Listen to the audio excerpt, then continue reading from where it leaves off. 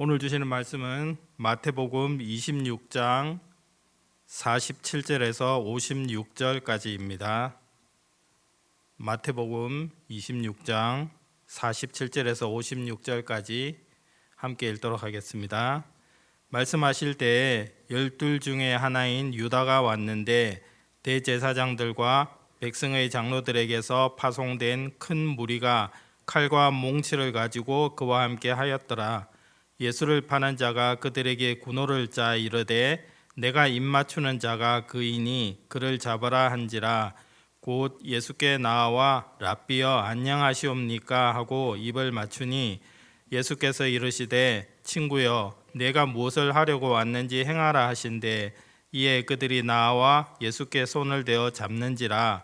예수와 함께 있던 자 중에 하나가 손을 펴 칼을 빼어 대제사장의 종을 쳐 그 귀를 떨어뜨리니 이에 예수께서 이르시되 내 칼을 도로 칼집에 꽂으라. 칼을 가지는 자는 다 칼로 망하느니라. 너는 내가 내 아버지께 구하여 지금 12군단 더 되는 천사를 보내시게 할 수는 없는 줄로 아느냐. 내가 만일 그렇게 하면 이런 일이 있으리라 한 성경이 어떻게 이루어지겠느냐 하시더라. 그때 예수께서 무리에게 말씀하시되 너희가 강도를 잡는 것 같이 칼과 몽치를 가지고 나를 잡으러 나왔느냐. 내가 날마다 성전에 앉아 가르쳤으되 너희가 나를 잡지 아니하였도다. 그러나 이렇게 된 것은 다 선지자들의 글을 이루려 함이니라 하시더라. 이에 제자들이 다 예수를 버리고 도망하니라. 아멘. 먼저 말씀의 줄거리를 같이 한번 이해해 보도록 하겠습니다. 오늘은 크게 단락을 구분할 것 없이 하나의 공간에서 이루어진 하나의 사건입니다. 어제 우리가 말씀에서 보았듯이 겟세마네 동산에서 3번 기도하시면서 자고 있던 제자들에게 기도할 것을 당부하셨던 예수님은 이제 죽음의 길을 향해 잡히시는 길을 일어나서 함께 가자고 말씀하셨습니다. 그런데 오늘 시작하는 본문 47절을 보면 그렇게 말씀하실 때 벌써 유다를 비롯하여 잡으러 온 사람들과 바로 마주치게 된 것입니다. 바로 급박한 상황이 바로 직면하게 된 것입니다. 예수를 잡으러 온 큰 무리는 미리 약속했던 유다의 사인대로 잡으려고 하였고 그 과정에서 대제사장의 종의 귀가 잘리는 등 소동이 있었지만 예수님은 순순히 잡히시는 그런 장면이 나오고 제자들은 다 도망하였다는 말로 오늘 본문이 끝을 맺고 있습니다. 체포조들하고 대면하게 되는 장면부터 체포 과정에서 일어나는 여러 가지 일들, 예수님의 당부하시는 말씀, 그리고 예수님은 잡혀가는데 제자들은 반대로 도망가는 상반되는 장면까지 마치 영화의 한 장면처럼 짧게 우리 앞에 흘러가는 그런 모습을 연상해 볼 수 있는 그런 장면입니다. 참고로 이해를 돕기 위해서 몇 가지 단어와 그 다음에 배경을 한번 살펴보겠습니다. 여러분들 혹시 몽치가 뭔지 아십니까? 저도 잘 몰라서 찾아보니까 몽치라는 게 아주 짧고 단단한 몽둥이로 사람이나 동물을 때려잡을 때 예전에 썼다고 합니다. 우리가 알고 있는 곤봉 있지 않습니까? 그 곤봉보다 조금 더 강하다고 그렇게 표현되는 그런 글들도 있더라고요. 그리고 또 여기에 또 낯선 숫자가 나오는데 12군단이라는 단어가 나옵니다. 예전 성경에는 이게 12영이나 되는 이런 표현의 단어를 썼는데 지금은 이제 12군단인데 이게 산술적으로 보면 72,000이라는 숫자랍니다. 그러니까 예수님을 잡으러 온 무리가 아무리 큰 무리라고 하더라도 예수님께서 동원하실 수 있는 무리는 72,000명이라는 훨씬 더 큰 그런 권세와 힘이 사실상 예수님은 갖고 계셨다는 그런 아마 상징적인 표현인 것 같습니다. 그리고 또 하나 이제 이해를 더 돕게 하기 위해서 가룟 유다의 치밀한 계획을 우리가 잠깐 한번 볼 수 있습니다. 이 당시에 이제 대제사장들이 제일 두려워했던 것은 백성들의 민심과 그런 밀란에 대한 두려움이었습니다. 그렇지만 가룟 유다는 예수님의 동선이나 예수님의 행선지를 누구보다 잘 알고 있어서 유다는 백성들이 없는 곳, 또 백성들이 오지 않을 밤 시간, 제자들만 있을 곳, 이런 장소를 정확하게 알려준 것이고 예수님은 결국 잡히게 된 것입니다. 아마 그들은 가룟 유다의 멋진 계획대로 예수님의 체포가 성공했다고 그렇게 여기고 있었을 것 같습니다.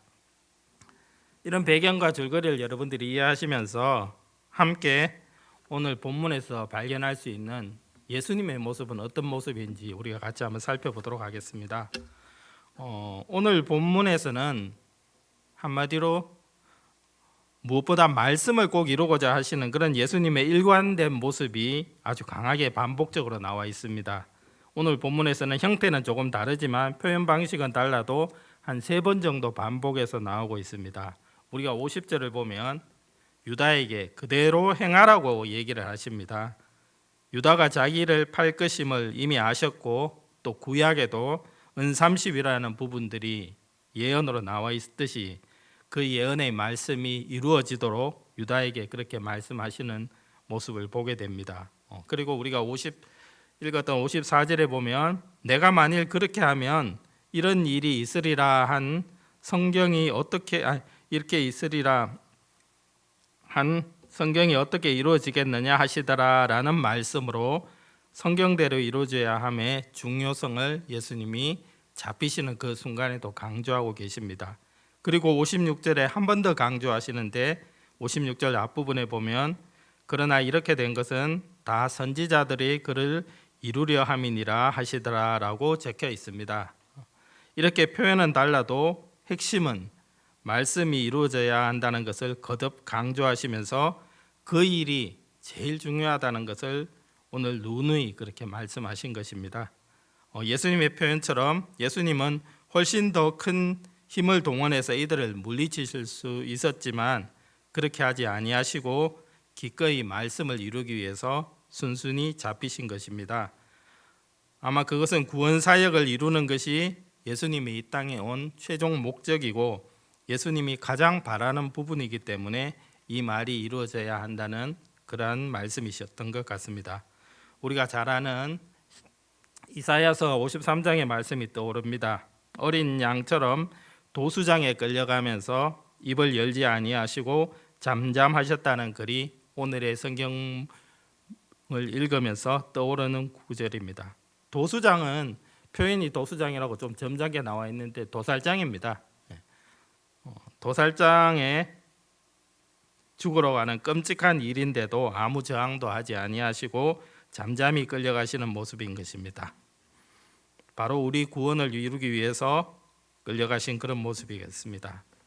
하지만 우리가 여기서 제일 중요한 부분은 예수님이 끌려가시고 이렇게 죽으시는 게 대제사장이나 악한 무리들의 계략이 아니고 또 치밀한 유다의 계략에 의해서 예수님이 잡혀가신 게 결코 아니고 분명히 하나님의 계획과 기록된 말씀의 성취임을 예수님이 잡히시는 순간에도 우리에게 알도록 하시기 위해서 오늘 3번이나 이렇게 말씀하셨던 것을 우리가 기억해야 할 것입니다. 다음으로 오늘 우리가 본문을 읽으면서 오늘 한번 우리가 적용해 보아야 될 말씀들을 한번 같이 찾아보겠습니다. 저는 제자들과 저의 모습을 비교하면서 2가지 정도 적용할 모습을 발견할 수 있었습니다. 3년 동안 따라다니면서 예수님을 배우고 거의 생활을 같이 했던 제자들이 결국에는 한 명은 예수님을 팔고 또 나머지는 예수님과 반대로 다 도망가 버리게 되고 심지어 뒷부분에 보면은 베드로 같은 경우는 예수님을 부인하고 저주까지 하는 그런 모습을 보면서 참 많은 생각을 하게 되었습니다. 왜 제자들이 3년 동안 따라다녔는데 바로 예수님 옆에 있으면서 왜 그렇게 했을까? 저도 이제 예수님과 동행을 하는데 저는 어떤가 하는 그런 모습들을 참 많이 생각을 해보게 됐습니다. 첫 번째 적용할 부분은 내가 가지고 있는 또 우리가 가지고 있는 신앙의 동기에 대한 점검입니다. 제자들이 바라보는 예수님의 방향과 실제 예수님이 원하셨던 방향이 달랐던 것 같습니다. 우리가 요즘 새벽마다 묵상하는 말씀에서 제자들이 바랐던 일들은 예수님이 이 땅에서 어서속히 왕국을 이루시고, 그리고 예수님은 왕이 되시고, 그리고 자기들은 거기에서 권세를 누리고 실세가 되는 것이었겠죠. 그리고 예수님의 왼편과 우편에 앉아서 마음껏 권세를 누리는 그런 장면을 그리고 있었던 것 같습니다. 그들이 늘 하는 질문과 생각은 이스라엘을 회복하심이 이때임이니까 하는 말씀에서 우리는 그들이 갖고 있는 생각들을 잘 알 수가 있었던 것입니다. 하지만 이와 반대로 예수님은 점점 더 곧 죽는다, 곧 잡혀간다, 십자가에 못 박힌다, 팔리어 간다는 등등 제자들이 생각과 전혀 다른 말씀들을 자꾸 하십니다.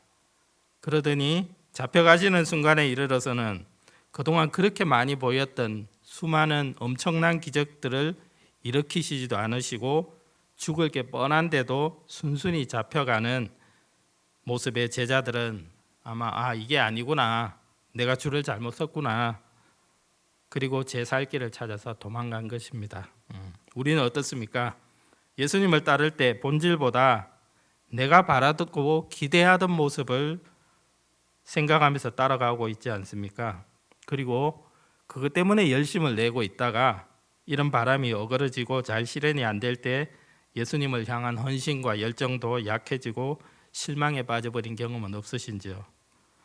저는 이 부분에 있어서 정말 아무것도 얘기할 것이 없는 그런 부족한 제 모습, 그리고 우리가 손가락질하는 제자들과 제가 조금도 다를 것이 없다는 그런 부분들을 깨달을 수 있었습니다. 하나님의 소망이 내 인생을 통해서 이루어지는 것보다 제 인생의 소망이 하나님의 능력을 통해서 이루어지는 걸 더 바라고 있는 것 같은 느낌입니다. 과연 하나님의 사랑을 이루려고 하는지, 과연 하나님을 사랑하고 있는지, 아니면 하나님의 능력을 더 사랑하고 있는지 하는 그런 반성이 들었던 거죠. 제가 아는 어떤 목사님한테 들었던 말씀인데, 우리의 꿈과 우리의 비전이 무너지는 순간에 그 자리에서 비로소 하나님의 나라가 일어서게 된다는, 하나님의 나라가 시작하게 된다는 그런 말씀이 새삼 다가왔습니다. 우리의 삶을 같이 한번 깊이 돌아보는 그런 새벽 시간이 되었으면 합니다. 두 번째는 칼을 빼서 먼저 휘두르지 말아야 되겠다는 그런 생각을 우리 삶 가운데 적용을 한번 해봅니다. 우리는 다른 복음서를 통해서 오늘 칼을 휘두르고 귀를 자른 사람이 베드로임을 잘 알고 있습니다. 베드로가 왜 이런 행동을 했겠습니까? 우리는 베드로가 성질이 좀 급하고 다혈질적이다는 것은 이미 잘 알고 있습니다. 그 성격대로 베드로는 칼을 들었고 결국 대제사장의 종의 귀를 베어버린 것입니다. 그리고 이 일이 아주 잘못된 일이었다는 것을 예수님에게 말씀을 듣게 됩니다. 우리는 어떻습니까? 저와 여러분들이 자주 휘두르는 칼은 무엇입니까? 여러분은 성격이 급하거나 또는 빨리 판단하거나 자존심이 상하면 참지 못하지는 않으시는지요? 저 역시도 부인할 수 없습니다. 심지어 베드로처럼 예수님과 동행하고 바로 옆에 있으면서도 그렇습니다. 사회생활을 통해서도, 가정생활을 통해서도, 심지어 교회생활을 하면서도 나와 뜻이 다를 경우에 자존심이 꺾였다고 생각하며 진짜 칼을 들지는 않겠지만 말의 칼, 또 혀의 칼을 들고 혈기를 부리고, 그리고 마음속에 있는 칼을 뽑아가지고 상대에게 휘두르거나 아니면 마음속 깊은 곳에 우리가 쉽게 말하는 담아둔다고 하는 그러한 일들을 우리는 참 많이 하게 되는 삶을 돌아보게 됩니다. 하지만 오늘 예수님은 어떻게 말씀하십니까? 내 칼을 도로 칼집에 꽂아라.